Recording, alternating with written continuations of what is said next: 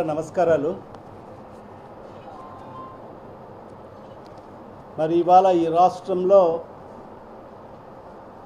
కూటమి ప్రభుత్వం అధికారంలోకి వచ్చి సుమారుగా 17 నెలలు కావస్తుంది. ఈ 17 నెలల కాలంలో ఈ కూటమి ప్రభుత్వం యొక్క పెద్దలు గత ఎన్నికల ముందు ఇచ్చిన హామీలన్నీ కూడా తొంగలో తొక్కి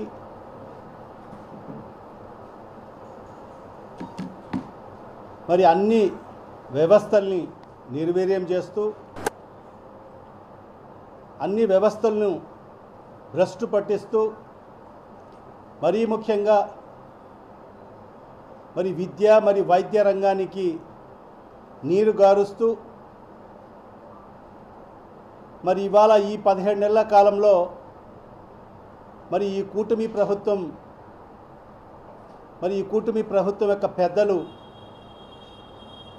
చేసిన ఘనకార్యం ఏమంటే ఈ రాష్ట్రాన్ని మధ్య ఆంధ్రప్రదేశ్గా మార్చడం జరిగింది.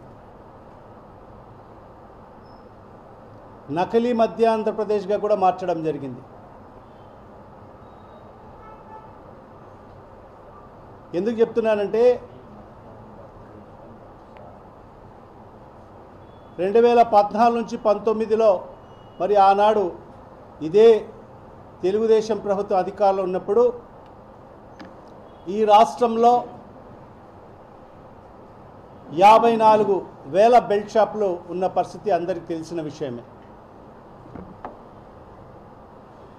మరి తర్వాత 2019లో మన ప్రభుత్వం జగన్మోహన్ రెడ్డి గారి ప్రభుత్వం వచ్చిన తర్వాత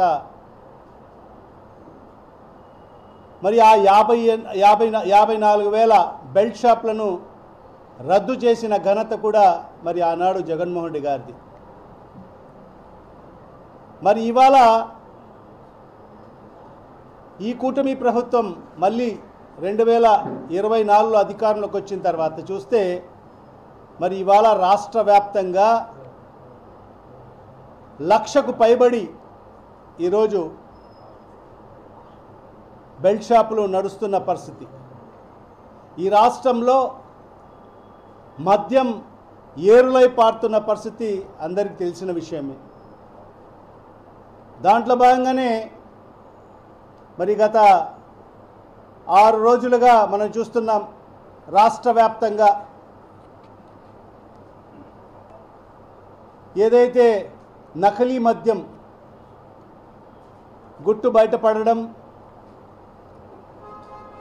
మరి మొలకల్ చెరువు ప్రాంతంలో మరి అదేవిధంగా ఇబ్రహీంపట్నంలో కుటీర పరిశ్రమలు స్థాపించి కల్తీ మద్యం యొక్క కుటీర పరిశ్రమలు స్థాపించి మరి నకిలీ మద్యాన్ని ఏ రకంగా తయారు చేస్తున్నారో మరి ఈ 6 రోజులుగా మనం అన్ని మీడియా ఛానల్స్ ద్వారా ఈ రాష్ట్ర ప్రజలందరూ కూడా చూడడం జరిగింది. ఒక కుటీర పరిశ్రమలాగా, అంటే ముందు నుంచి కూడా మద్యం అంటేనే ఈ రాష్ట్ర ప్రజలకు గుర్తుకొచ్చేది నారా చంద్రబాబు నాయుడు. ఎందుకంటే ఆయన మద్యానికి బ్రాండ్ అంబాసిడర్. ఆనాడు ఎన్టీ రామారావు గారు ఈ రాష్ట్రంలో పూర్తిగా మద్యపాన నిషేధం చేస్తే మరి చంద్రబాబు నాయుడు వచ్చిన తర్వాత మరి ఆ మద్యపాన నిషేధాన్ని ఎత్తివేసి మరి మద్యాన్ని ఈ రాష్ట్రంలో ప్రవేశ అవకాశాలు కల్పించింది మరి చంద్రబాబు నాయుడు గారిని ఈ రాష్ట్ర ప్రజలకందరికీ కూడా తెలుసు. అందుకే ఆయనకు మద్యానికి బ్రాండ్ అంబాసిడర్ అంటారు. మరి ఆ రీతిలోనే మరి ఈరోజు ఈ రకమైన కుటీర పరిశ్రమలు పెట్టి మరి ఈరోజు వందలాది కోట్ల రూపాయల నకిలీ మద్యాన్ని మరి ఈరోజు ఈ రాష్ట్రంలో పట్టుబడిన పరిస్థితి మన అందరం కూడా చూశాం, మీడియాలో చూశాం, పత్రికల్లో చూశాం. మరి ఏ రకంగా వాళ్ళు ఈ పరిశ్రమలు నిర్వహిస్తున్నారో అందరూ కూడా చూడడం జరిగింది. అంటే ఒకటి నేనైతే చెప్పగలను,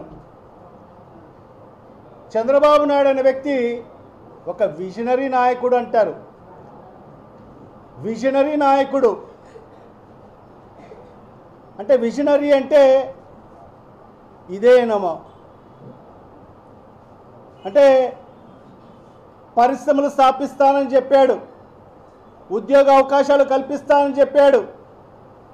మరి ఇవాళ పరిశ్రమలు అంటే మరి నకిలీ మద్య కుటీర పరిశ్రమలా అని చెప్పి ఈ సందర్భంగా నేను చంద్రబాబు నాయుడిని అడుగుతున్నాను. అంటే మేమందరం కూడా పరిశ్రమలు స్థాపిస్తాడు, ఈ రాష్ట్రాన్ని ముందుకు తీసుకెళ్తాడు, ఈ రాష్ట్రంలో నిరుద్యోగ యువకులకు అందరికీ కూడా ఉద్యోగ మరియు ఉపాధి అవకాశాలు కల్పిస్తాడంటే మేమంతా ఆశ్చర్యపోయాం. ఎందుకంటే విజన్ కలిగిన నాయకుడు కదా, చేస్తాడేమో అని చెప్పి. కానీ ఇవాళ ఈ విజనరీ నాయకుని యొక్క విజన్ ఏంటంటే కల్తీ మద్యం యొక్క కుటీర పరిశ్రమలు స్థాపించి మరి ఆ కుటీర పరిశ్రమలో మరి ఉద్యోగ అవకాశాలు కల్పించాడేమో. నిజంగా ఇవాళ ఎంత దారుణం అంటే ఈ రాష్ట్ర ప్రజల యొక్క ఆరోగ్యంతో ఈరోజు ఈ రాష్ట్ర ప్రభుత్వం చెలగాటమాడుతున్న పరిస్థితి చూస్తున్నాం. గతంలో ఎప్పుడు జరిగినటువంటి విధంగా మరి ఈరోజు ఈ రాష్ట్రంలో మద్యం ఏరులై పారుతుంది. మరి అదే కాకుండా ఈరోజు కల్తీ మద్యం అనేది ఈరోజు 100 కోట్ల రూపాయలు కాదు కదా, 1000 కోట్ల రూపాయలు వ్యాపారం చేస్తున్న పరిస్థితి ఈరోజు స్పష్టంగా కనిపిస్తుంది. ఈరోజు ఈ రాష్ట్ర ప్రభుత్వం సరఫరా చేస్తున్న 3 బాటిళ్లలో 1 బాటిల్ మరి నకిలీ మద్యం అని చెప్పి కూడా ఈరోజు స్పష్టంగా తెలియజేయడం జరుగుతుంది. మరి ఎంత పకడ్బందీగా మరి ఆ పరిశ్రమలు జరుగుతున్నాయంటే మనం అందరం కూడా చూసాం. ఒక ఇండస్ట్రీ లాగా మరి పెద్ద పెద్ద గోడౌన్స్ తీసుకొని మరి స్పిరిట్ తీసుకొని మరి దాన్ని ఏ రకంగా తయారు చేస్తారో మరి ఎక్సైజ్ అధికారులే మరి వీడియోల ద్వారా కూడా మరి వాళ్ళ రాష్ట్ర ప్రజలకు అందరికీ కూడా వివరంగా చెప్పడం జరిగింది. ఏ రకంగా ఆ నకిలీ మద్యాన్ని తయారు చేస్తున్నారో మరి డెమో రూపంలో చూపించడం జరిగింది. మరి ఆ డంపుల్లో చూస్తే మరి లక్షల లీటర్లు మరి ఏదైతే స్పిరిట్ కానీ మరి అదే కాకుండా ఖాళీ సీసా బాటిళ్ళు మరి మూతలు మరి వాళ్లకు సంబంధించిన క్యాపులు స్టిక్కర్లు మరి అవన్నీ కూడా చూస్తే ఈరోజు చూడండి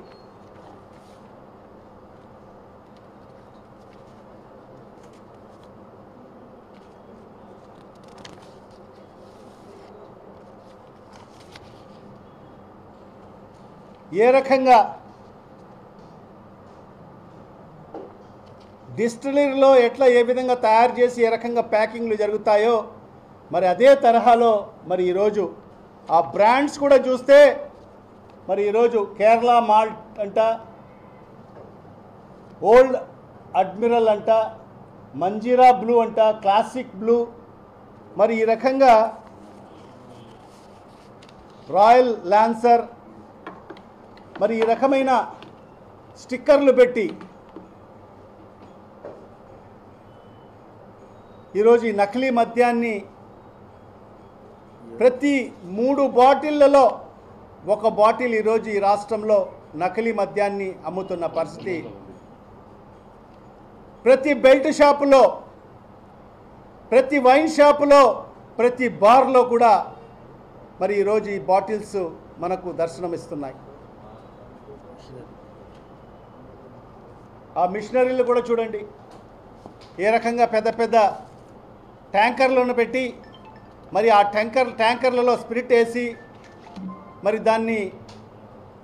దానికి సంబంధించిన పదార్థాలను వేసి మరి ఏ రకంగా తయారు చేసి మరి ఆ సీలింగ్ చేసే మిషన్లు కూడా మరి ఏ రకంగా సీల్ చేయడము, బాటిల్ సీల్ చేయడము,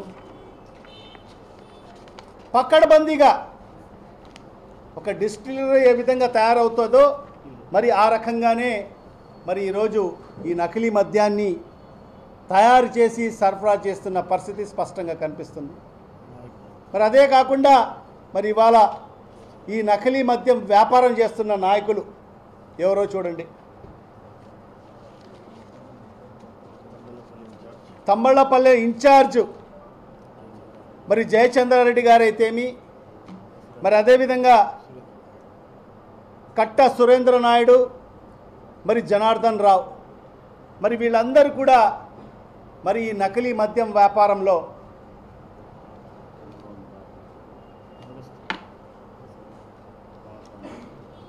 వీళ్ళందరూ కూడా ఏంటి, చంద్రబాబు నాయుడు గారి అత్యంత సన్నిహితులు, ఆయన అనుచరులు.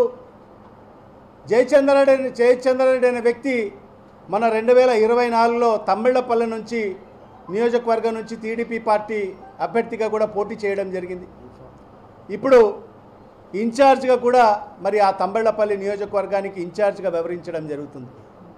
మరి ఇవాళ నేను ఒకటే చంద్రబాబు నాయుడు గారికి సూటిగా ప్రశ్నించదలుచుకున్నాను. ఎందుకంటే చంద్రబాబు నాయుడు గారు ఒక విజనరీ నాయకుడు. మరి ఆయన ఎప్పుడు కూడా చెప్తుంటాడు, రియల్ టైం గవర్నెన్స్ ద్వారా ఎక్కడ చీమ చిట్టు అన్నా కూడా నాకు తెలుస్తుంది అని చెప్పే నాయకుడు. మరి ఇవాళ ఈ రాష్ట్రంలో ఇంత నకిలీ మద్యం భాగోతం జరుగుతూ ఉంటే మరి ఈ పెద్ద మనిషికి తెలియకుండా మరి ఇంత పెద్ద భాగోతం జరుగుతుందా ఈ రాష్ట్రంలో అని చెప్పి కూడా ఈ సందర్భంగా తెలియజేసుకుంటున్నా.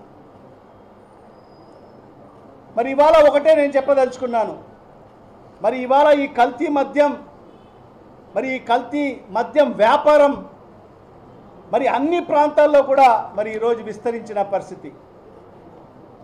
ఒక మొలకల చెరువులో తయారయ్యి మరి ఇబ్రాహీంపట్నంలో తయారై అన్ని ప్రాంతాల్లో కూడా ఈరోజు మన రాయలసీమ ప్రాంతంలో గుంతకల్ అయితేమి, మరి ఏదైతే కృష్ణా జిల్లాకు సంబంధించిన ఏలూరు, మరి అదేవిధంగా అనకాపల్లి, మరి ప్రతి ప్రాంతంలో కూడా మరి వీళ్ళ సామ్రాజ్యాన్ని విస్తరింపజేయడం జరిగింది.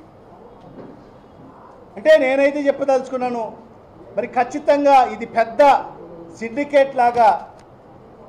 సిండికేట్గా ఫామ్ అయ్యి మరి ఈ వ్యాపారం జరుగుతుందని చెప్పి కూడా ఈ సందర్భంగా తెలియజేసుకుంటున్నాను.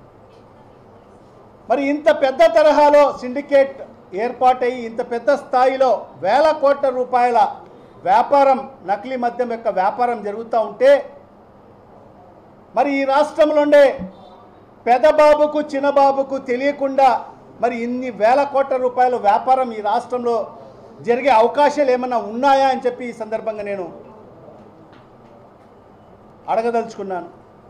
లేదు, ఖచ్చితంగా పెదబాబు చిన్నబాబు ప్రమేయంతోనే మరి ఈరోజు ఈ తరహాలో ఈ కల్తీ మద్యం యొక్క వ్యాపారం ఈ రాష్ట్రంలో జరుగుతుందని చెప్పి కూడా ఈ సందర్భంగా తెలియజేసుకుంటున్నా.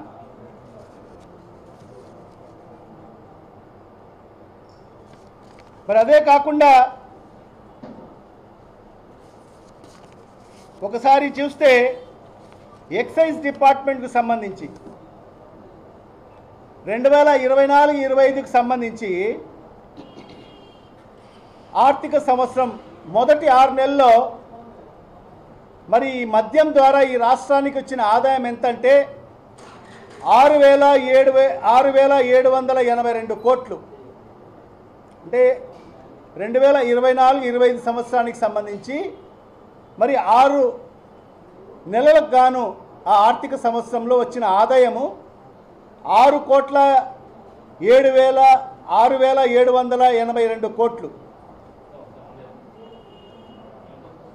6,782 కోట్లు. మరి అదే 2025-26కు సంబంధించిన ఆర్థిక సంవత్సరంలో మరి 6 నెలలకు గాను మరి ఆ ఆదాయము 6,993 కోట్లకు మాత్రమే పెరిగిన పరిస్థితి. విచ్చలవిడిగా మద్యం కొన్ని లక్ష బెల్ట్ షాపులు పెట్టి మరి మద్యాన్ని ఏరులై పారినా కూడా మరి ఒక సంవత్సరం కాలంలో మరి వృద్ధి ఎంత అంటే గత 6 నెలలకు గాను 6,782 కోట్లు అయితే మరి ఈ 6 నెలలకు గాను 6,993 కోట్లు మాత్రమే, అంటే కేవలం 3% మాత్రమే వృద్ధి జరిగిన పరిస్థితి.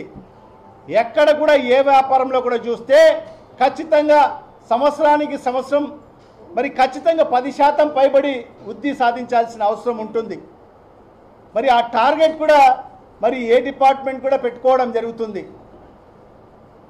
మరి ఎందుకు ఆ 10% వృద్ధిని సాధించుకోలేకపోయామంటే మరి ఈరోజు చూస్తున్న ఈ నకిలీ మద్యం ఏదైతే ఈ రాష్ట్రంలో కుటీర పరిశ్రమలు పెట్టి నకిలీ మద్యాన్ని తయారు చేసి మరి ఈరోజు సరఫరా చేస్తున్నారు కాబట్టే మరి ఈరోజు ఈ రాష్ట్రానికి మరి ఆదాయం తగ్గిన పరిస్థితి స్పష్టంగా కనిపిస్తుంది. దీనికి బాధ్యులు ఎవరు అని చెప్పి కూడా ఈ సందర్భంగా నేను ప్రశ్నిస్తున్నాను.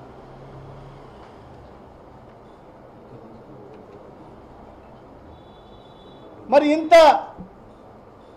ఏదైతే నకిలీ మద్యం జరుగుతుంది, ఈ రకమైన వ్యాపారం జరుగుతుంది అని పసిగట్టి మరి మొలకల చెరువుల్లో మరి అక్కడ ఉండే ఒక ఎక్సైజ్ సిఐ హిమబిందు గారు మరి వాళ్ళను పట్టుకుంటే మరి ఎక్కడైనా మరి ఈ రకమైన ఇల్లీగల్ యాక్టివిటీస్ చేస్తూ మరి ఈ రకమైన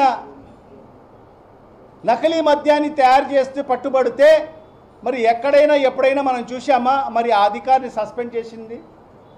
ఎక్కడైనా అధికారులు పట్టుకున్న అధికారులకు ఎక్కడైనా అవార్డ్స్ రివార్డ్స్ ఇస్తారు. కానీ ఈ చంద్రబాబు నాయుడు ప్రభుత్వంలో మాత్రమే మరి ఇలాంటి ఏదైతే ఇల్లీగల్ యాక్టివిటీస్ చేస్తున్న వాళ్ళను పట్టుకుంటే మరి ఆ అధికారులను సస్పెండ్ చేసిన మొట్టమొదటి ప్రభుత్వం ఈరోజు మరి ఈ కూటమి ప్రభుత్వం, చంద్రబాబు నాయుడు ప్రభుత్వం. మరి అదే కాకుండా మరి ఈరోజు ఎంతమందిని పట్టుకున్నారు? ఇప్పటికీ సుమారుగా 6-7 రోజులు అవుతుంది. 6-7 రోజులు మరి ఈరోజు రాష్ట్రంలో ప్రతిరోజు కూడా అన్ని న్యూస్ ఛానల్స్లో కానీ మరి అన్ని మీడియా ఛానల్స్ ద్వారా న్యూస్ పేపర్ల ద్వారా కోడై కూస్తూ ఉంటే ఈ నకిలీ మద్యం ఎవరు కూడా స్పందించని పరిస్థితి. 6 రోజుల తర్వాత మరి నిన్న ఈ రాష్ట్ర ముఖ్యమంత్రి గారు స్పందించడం జరుగుతుంది. మరి స్పందిస్తూ మరి ఈ రాష్ట్ర ముఖ్యమంత్రి ఏమంటున్నాడంటే రాష్ట్రమంతటా నకిలీ మద్యం అని తప్పుడు ప్రచారంలో ప్రజలను భయపెడుతున్నారు అని చెప్పి మాట్లాడుతున్నాడు ముఖ్యమంత్రి, స్వయాన ముఖ్యమంత్రి.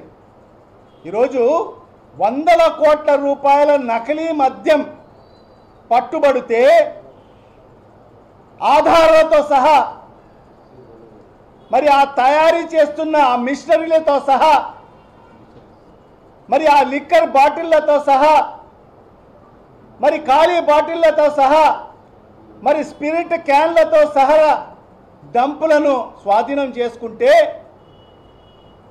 మరి ముఖ్యమంత్రి గారు ఏమంటున్నారంటే ఇదంతా తప్పుడు ప్రచారము, ప్రతిపక్ష పార్టీ వాళ్ళు చేస్తున్నారని చెప్పి మరి ఆయన మాట్లాడడం జరుగుతుంది. కల్తీ లిక్కర్తో ప్రాణాలు పోతున్నాయని చెప్పి ఫేక్ ప్రచారాలు చేస్తున్నారని చెప్పి స్వయాన ముఖ్యమంత్రి గారు మాట్లాడుతున్నారు.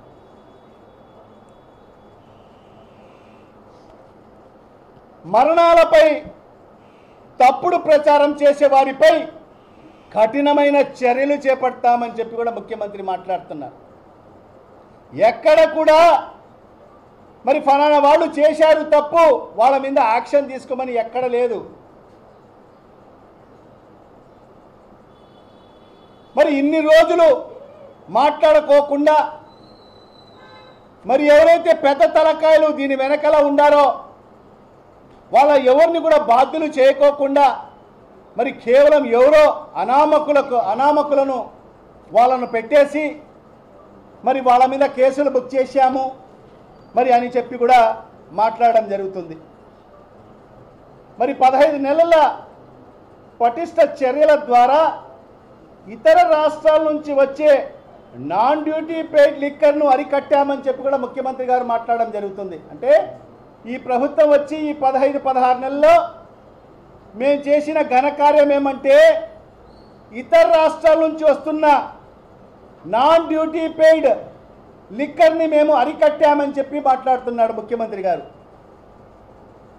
మరి ఈరోజు ఈ రాష్ట్రంలోనే నకిలీ మద్యాన్ని కుటీర పరిశ్రమలు పెట్టి మరి తయారు చేస్తున్న దాని గురించి ఎక్కడ మాట్లాడడం లేదు. గతంలో ఎప్పుడైనా మనం వినింది ఏంటంటే ఎప్పుడైనా కూడా ఎక్కడైనా ఏ రాష్ట్రంలో కూడా గత 5 ఏళ్ల కాలంలో జగన్మోహన్ రెడ్డి గారి ప్రభుత్వంలో కూడా మనం చూసింది ఏంటంటే ఎక్కడ కూడా నకిలీ మద్యం లేదు. మరి ఆనాడు జగన్మోహన్ రెడ్డి గారు పారదర్శకంగా ప్రభుత్వం ఆధ్వర్యంలోనే మరి ఏదైతే వైన్ షాపులు నిర్వహించిన పరిస్థితి, ఒక టైం పెట్టి ఉదయం 10 గంటలకు తెరవాలి, సాయంత్రం 8 గంటలకు మూసేయాలి, ఆ టైం ప్రకారంగానే వైన్ షాపులు నడిచిన పరిస్థితి. మరి అదే కాకుండా మద్యం తయారీ కూడా నాణ్యమైన మద్యం ఎక్కడ డిస్టిలరీలోనే. ఒక డిస్టిలరీ అంటే ఏంటంటే ప్రభుత్వం నుంచి అనుమతి పొందిన డిస్టిలరీ. మరి ఆ డిస్టిలరీలోనే ఆ మద్యాన్ని తయారు చేసిన పరిస్థితి. మరి ఆ డిస్టిలరీలో తయారైన మద్యాన్ని అన్ని చెక్ అయిన తర్వాత, క్వాలిటీ చెక్ అయిన తర్వాత, క్యూఆర్ కోడ్ ఇచ్చిన తర్వాత మరి ఆ డిస్టిలరీ నుంచి మరి స్టాక్ గోడౌన్లకు, యార్డ్లకు వెళ్ళడం జరుగుతుంది. మరి అక్కడి నుంచి వైన్ షాపులకు వెళ్ళడం జరుగుతుంది. మరి ఇవన్నీ కూడా రికార్డ్ అయ్యే ఆ డిస్టిలరీలు ఎన్ని తయారవుతున్నాయి, ఎన్ని బాటిల్స్ తయారవుతున్నాయి, మరి అవన్నీ కూడా క్వాలిటీ చెక్ అయిన తర్వాత, మరి క్యూఆర్ కోడ్ అయిన తర్వాతనే మరి ఆ స్టాక్ గోడౌన్లోకి వెళ్ళడం జరుగుతుంది. మరి అక్కడ ఆ స్టాక్ వచ్చిన తర్వాత, మరి ఆ స్టాక్ వెరిఫికేషన్ చేసుకున్న తర్వాత, మరి ఆ పరిశీలన చేసిన తర్వాత మరి ఆ స్టాక్ గోడౌన్ల నుంచి మరి మిగతా వైన్ షాపులకు, మద్యం షాపులకు మరి సరఫరా చేసిన పరిస్థితి. ఇక్కడ ఎక్కడ కూడా అవినీతికి ఆస్కారం లేని పరిస్థితి. ఎక్కడ ఏదైతే నకిలీ మద్యానికి అవకాశం లేని పరిస్థితి. ఎందుకంటే ఏ డిస్టిలరీలో అయినా నకిలీ మద్యం తయారైతే మరి అది ఆ బాధ్యత ఎవరిది? మరి ఆనాటి ప్రభుత్వం ఉంటుంది. ఎందుకంటే ఆ డిస్టిలరీలకు పర్మిషన్ ఉంటుంది, గవర్నమెంట్ పర్మిషన్ ఉంటుంది. మరి ఆ డిస్టిలరీ పర్మిషన్ కూడా క్యాన్సిల్ చేసే అధికారం ఆ రాష్ట్ర ప్రభుత్వానికి ఉంటుంది. మరి అలాంటి పరిస్థితిలో మరి ఆ డిస్టిలరీలో ఎక్కడ కూడా నకిలీ మద్యం తయారయ్యే పరిస్థితే ఉండదు. మరి ఈరోజు చూస్తే ఈ కూటమి ప్రభుత్వంలో, చంద్రబాబు నాయుడు ప్రభుత్వంలో మరి అలా డిస్టిలరీలో తయారవుతున్న మద్యం ఉందా? మరి ఈరోజు కుటీర పరిశ్రమలు పెట్టి ఈరోజు అవన్నీ మిషనరీలు మరి అక్రమంగా పెట్టి ఈరోజు నకిలీ మద్యాన్ని తయారు చేసి ఈరోజు ప్రజల ప్రాణాలతో ఈ రాష్ట్రంలో ఈ రాష్ట్ర ప్రభుత్వం చెలగాటమాడుతుందని చెప్పి కూడా ఈ సందర్భంగా తెలియజేసుకుంటున్నా. మరి ఈ రకంగా ఈ కొన్ని వేల కోట్ల రూపాయలు ఈ కూటమి ప్రభుత్వం వచ్చిన తర్వాత మరి ఏదైతే ఈ మద్యం, నకిలీ మద్యం వ్యాపారం జరిగింది. మరి అదేవిధంగా అన్నమయ్య జిల్లా ముఖ్యమంత్రి గారు మాట్లాడుతూ అన్నమయ్య జిల్లా మొలకల చెరువు కేసులో మొత్తం 21 మంది నిందితులుగా గుర్తించాము. 21 మందిని గుర్తించారంట. అందులో ఇప్పటికే 12 మందిని అరెస్ట్ చేశామని చెప్పి కూడా చెప్పడం జరుగుతుంది. అంటే ఇక్కడ ఏదో అనామకులు, ఎవరో అక్కడ పనిచేసిన వాళ్ళను, ఎలాంటి సంబంధం లేని వాళ్ళను మరి వాళ్ళను కేసులో పెట్టి మమా అని చెప్పుకునే పరిస్థితికి ఈ ప్రభుత్వం వచ్చిన పరిస్థితి. మరి దీంట్లో పెద్ద తలకాయలు ఎవరు? మరి దీని వెనక ఎవరి హస్తం ఉంది? మరి అవన్నీ కూడా తేటతెల్లం కావాల్సిన అవసరం ఎంతైనా ఉంది. మరి ఈరోజు అరెస్ట్ చేశాం 12 మందికి అంటున్నారు. మరి ఎవరిని అరెస్ట్ చేశారు మీరు? మరి అసలైన వాళ్ళను అరెస్ట్ చేశారా? మరి ఎక్కడైనా ఈ జనార్దన్ రెడ్డిని అరెస్ట్ చేశారా? జనార్దన్ రావుని అరెస్ట్ చేశారా? జయచంద్ర రెడ్డిని అరెస్ట్ చేశారా? మరి సురేంద్రనాథ్ని అరెస్ట్ చేశారా? లేదు. మరి అదే కాకుండా మరి ఇబ్రహీంపట్నం కల్తీ లిక్కర్ వ్యవహారంలో కూడా మొత్తం 12 మంది నిందితులుగా గుర్తించాము. వీరిలో ముగ్గురిని అరెస్ట్ చేశామని చెప్పారు. అదే ఇప్పుడు చెప్పినట్టే కేవలం మమా అనిపించుకోవాలి, ఏదో దీన్ని ఈ పెద్ద స్కామ్ని మరి ఏదో చూపించేసి ఎవరో అనామకులు చేశారని చెప్పి వాళ్ళ మీద నెట్టేసి మరి ఈరోజు ఈ ప్రభుత్వం చర్యలు చేపట్టిందని చెప్పి మమా అనిపించుకోవాలని చెప్పి ఈ ప్రభుత్వం ముందుకు వెళ్తున్న పరిస్థితి. మరి అదే కాకుండా నిన్నటి దినం మరి ముఖ్యమంత్రి గారు మాట్లాడుతూ అన్నమయ్య జిల్లాలో జరిగిన కల్తీ లిక్కర్ వ్యవహారంపై రాష్ట్రంలో రాజకీయ పక్షాలు తప్పుడు ప్రచారంతో రాజకీయ ప్రయోజనాల కోసం ప్రయత్నం చేస్తున్నాయని, మరి అదేవిధంగా రాష్ట్రమంతటా కల్తీ లిక్కర్ అని తప్పుడు ప్రచారంతో ప్రజలను భయపెడుతున్నారని, ప్రతి 3 బాటిళ్లకు 1 బాటిల్ లిక్కర్ కల్తీ లిక్కర్ ఉందని చెప్పి మరి ఫేక్ ప్రచారం చేస్తున్నారని చెప్పి, మరి అదేవిధంగా రాష్ట్రంలో కల్తీ లిక్కర్తో ప్రాణాలు పోతున్నాయని చెప్పి మరి ఈరోజు ఫేక్ ప్రచారం చేస్తున్నారని చెప్పి ముఖ్యమంత్రి గారు చెప్తున్నారు. మరి అదేవిధంగా చెప్తూ కల్తీ లిక్కర్ కారణంగా ఎక్కడైనా చనిపోయారు, మరి అక్కడ చనిపోయిన వారిని ప్రచారం చేస్తూ ప్రతి ఆరోపణ పైన విచారణ జరిపించాలని అధికారులను సీఎం ఆదేశించారు. ఖచ్చితంగా ఇవాళ మేము కూడా అదే చెప్తున్నాం. ఖచ్చితంగా ఈ విచారణ అయితే ఖచ్చితంగా జరగాల్సిన అవసరం ఉంది. దీని వెనకాల మరి ఎవరైతే ఈ వీళ్ళకు ఎలా అరెస్ట్ అయిన వాళ్ళు కాదు, ఎవరైతే కేసులు పెట్టిన వాళ్ళు కాదు, దీంట్లో తెలుగుదేశం పార్టీకి సంబంధించిన పెద్ద నాయకుల హస్తం ఉంది. మరి అదేవిధంగా పెదబాబు చిన్నబాబు హస్తం కూడా ఉందని చెప్పి కూడా ఈ సందర్భంగా నేను చెప్పడం జరుగుతుంది. ఖచ్చితంగా దీనికి ఒక సిబిఐ విచారణ జరగాల్సిన అవసరం ఎంతైనా ఉంది.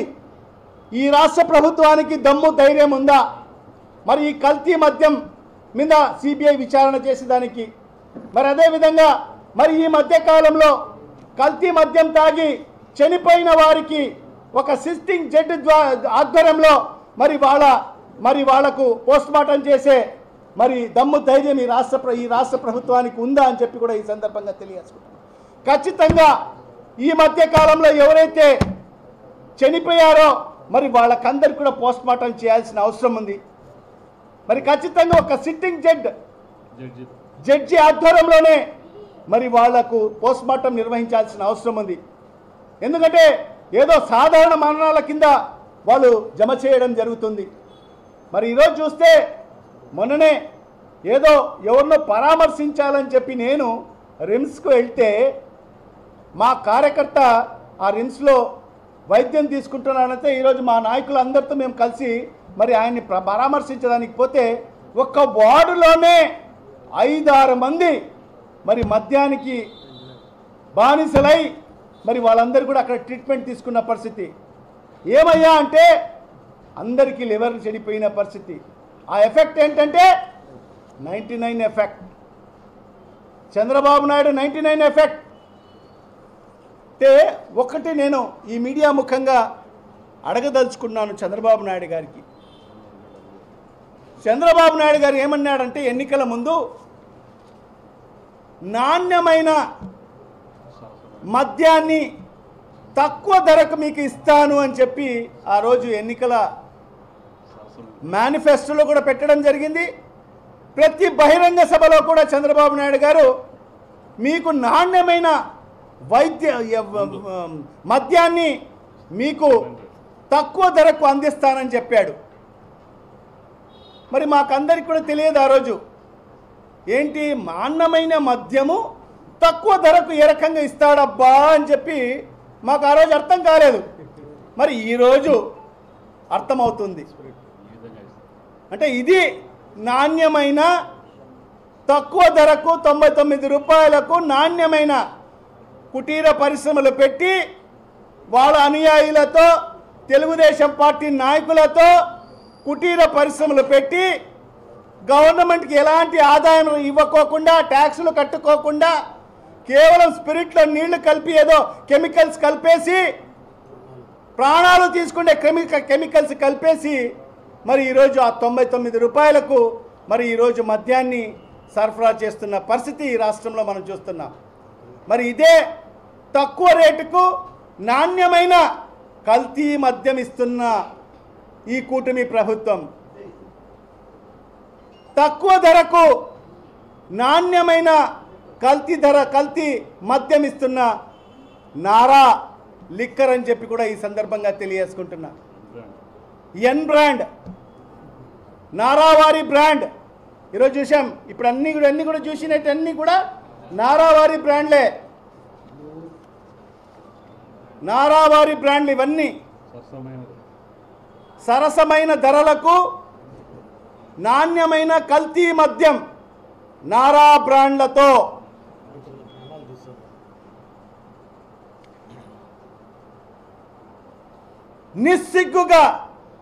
నిస్సిగ్గుగా ఈరోజు ఈ రాష్ట్ర ముఖ్యమంత్రి వాళ్ళందరినీ కూడా కాపాడాలని చెప్పి ఎవరైతే తెలుగుదేశం పార్టీ నాయకులు ఎవరైతే ఇన్వాల్వ్ అయినారో వాళ్ళందరినీ కూడా కాపాడాలని ఉద్దేశంతోనే వాళ్ళకందరికీ కూడా ఇతర దేశాలకు పంపించడం జరిగింది. మరి ఇవాళ ఒకటే మేము ఈ రాష్ట్ర ప్రభుత్వానికి మేము డిమాండ్ చేస్తున్నాం, ఖచ్చితంగా దీని మీద సిబిఐ ఎంక్వైరీ జరగాలి. మరి దీని వెనకల ఎవరి హస్తం ఉంది, ఎంత పెద్దవారైనా కూడా ఖచ్చితంగా వాళ్ళందరినీ కూడా శిక్షించాల్సిన అవసరం ఎంతైనా ఉందని చెప్పి కూడా ఈ సందర్భంగా వైఎస్ఆర్ కాంగ్రెస్ పార్టీ డిమాండ్ చేస్తుంది. మరి అదే కాకుండా మరి ఈరోజు చూస్తే ఇవన్నీ కూడా జరుగుతున్నా, ఇంత తతంగాలు జరుగుతూ ఉన్నా నిన్నటి దినం ఈ రాష్ట్ర ముఖ్యమంత్రి గారు స్పందించడం జరిగింది. మరి ఇప్పటికి కూడా ఈ కూటమి ప్రభుత్వంలో భాగ్యస్వాములైన ఈ రాష్ట్ర ఉప ముఖ్యమంత్రి ఎక్కడున్నాడో తెలియదు.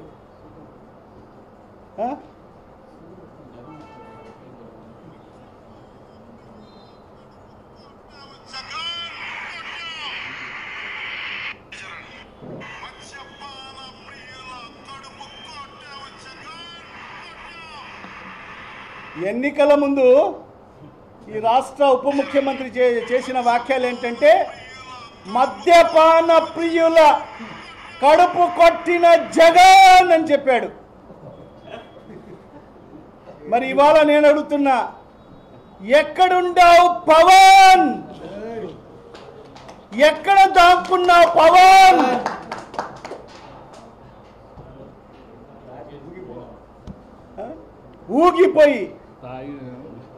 ఊగిపోయి ఆ రోజు మాట్లాడిన వ్యక్తి మరి ఈరోజు ఈ రాష్ట్రంలో గత వారం రోజులుగా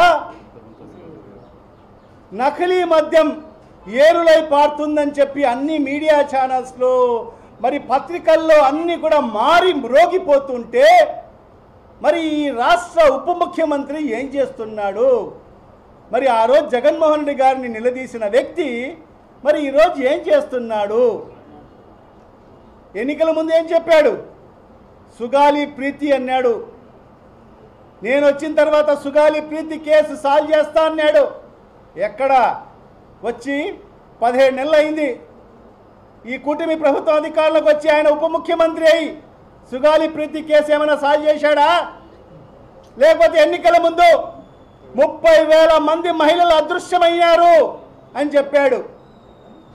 ఎక్కడ ఆ 30,000 మంది మహిళలు ఎక్కడున్నారో ఆచూకీ కనుగొన్నాడా? లేకపోతే ఆ 30,000 మందిలో ఒక్క మహిళలను ఎక్కడి నుంచైనా తీసుకురాగలిగాడా ఈ రాష్ట్రానికి?